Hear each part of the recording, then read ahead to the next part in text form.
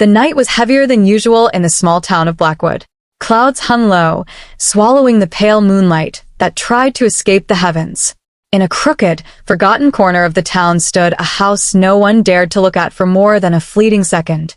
Its windows were like hollow eyes staring out at the world, and its walls whispered of secrets people pretended never existed.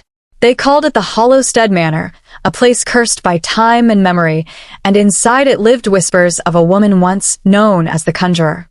Her name was Helena Morrath, and though she had been dead for more than a century, the town spoke of her as though she were alive, listening, waiting for someone foolish enough to seek her out.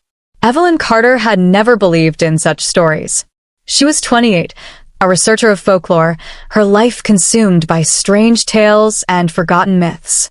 To her, the world's darkness was only what humans created out of fear. When she arrived in Blackwood, her notebooks filled with scribbles about Helena Morrath, she expected nothing more than another exaggerated tale about a lonely widow accused of witchcraft in the late 1800s. She had traveled all the way from Boston, armed with her camera, her journal, and her skepticism.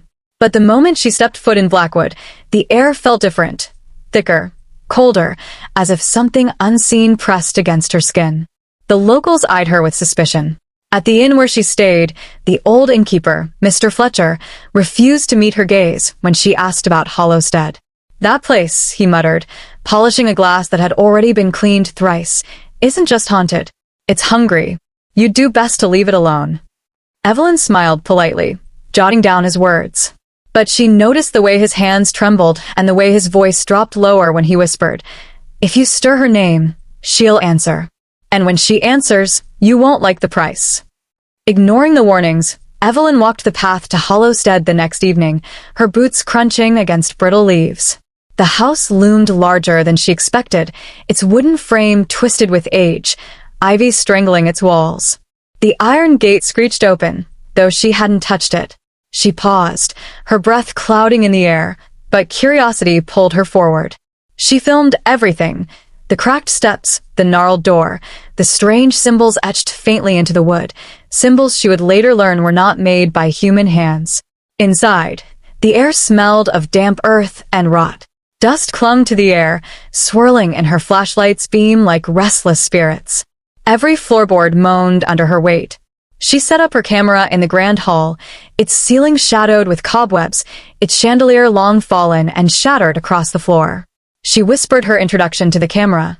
"This is Evelyn Carter, documenting the legend of Helena Morrath, known by locals as the Conjurer." According to folklore, Helena was accused of summoning spirits, performing rituals that a sound interrupted her, a faint tapping, like fingernails against wood. She froze. Her flashlight darted across the room. Nothing. Just shadows stretching longer than they should.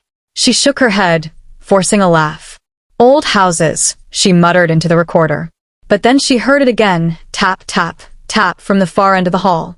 Against her better judgment, Evelyn followed the sound, her footsteps echoing unnaturally loud. She entered what appeared to be Helena's study. Books lined the shelves, their leather spines cracked and moldy, but one book lay open on the desk, its pages untouched by dust. Evelyn approached slowly, her breath shallow. The book was written in a language she didn't recognize, filled with symbols that seemed to crawl on the page when she stared too long. At the center of the page was Helena's name, scrawled in deep black ink, as if freshly written. The door slammed shut behind her. She spun, her flashlight trembling in her hand, but no one was there. "Okay," she whispered. That was the wind. But deep down, she knew it wasn't. The temperature dropped, her breath coming out in thick plumes now. A whisper floated across the room, soft but clear. "You called me." Evelyn's skin prickled.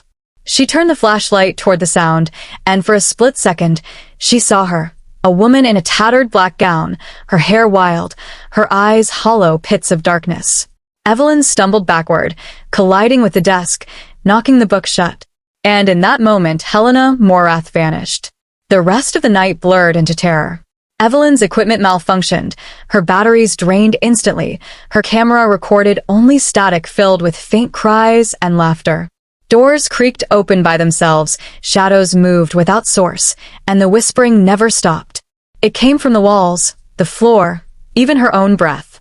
When she finally ran outside, gasping for air, she swore she felt invisible hands clutching her wrists, pulling her back toward the house.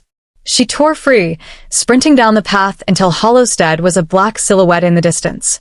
Back at the inn, Evelyn tried to convince herself it had all been exhaustion, imagination fueled by folklore. But when she reviewed her recordings, her blood ran cold. In the static, a voice repeated her name, over and over. Evelyn, Evelyn, and in one blurry frame of footage, behind her in the study, Helena's figure loomed with her hand stretched toward the lens. Sleep evaded Evelyn. She began dreaming of Helena, of black candles burning in endless circles, of chanting that made her body feel weightless and heavy at once. Each morning, she awoke with scratches across her arms, though her room remained locked. The townspeople avoided her now. Even Mr. Fletcher refused her entry to the dining hall, muttering prayers under his breath whenever she passed. She grew pale, restless, obsessed. The book, she realized, had not been waiting for her by chance. It had been placed there for her. Helena wanted someone to finish what had been left undone. The final night came like a storm. Evelyn returned to Hollowstead, unable to resist the pull. She carried candles, her notebook, her camera, all futile shields. The house welcomed her this time. The doors opened without protest. The shadows seemed to guide her steps, and the study was waiting, the book open once again. She should have run. She should have burned it. But she leaned over the pages, whispering the words aloud, her voice trembling yet compelled. The air thickened. The floor trembled. 1,000 whispers roared into one voice, Helena's voice. You are mine. The last thing Evelyn's camera recorded was her face, eyes wide in terror as darkness swallowed her whole. When townsfolk later searched for her, all they found was her journal, pages soaked in something darker than ink, words scratched violently across the paper. The Conjurer walks again. And since then, Hollowstead has not stood silent. Lights flicker in its windows though no one lives there. Voices echo through Blackwood streets at night. And those foolish enough to utter Helena Morrath's name claim to see a woman standing at the edge of their vision, waiting for the next soul to answer her call.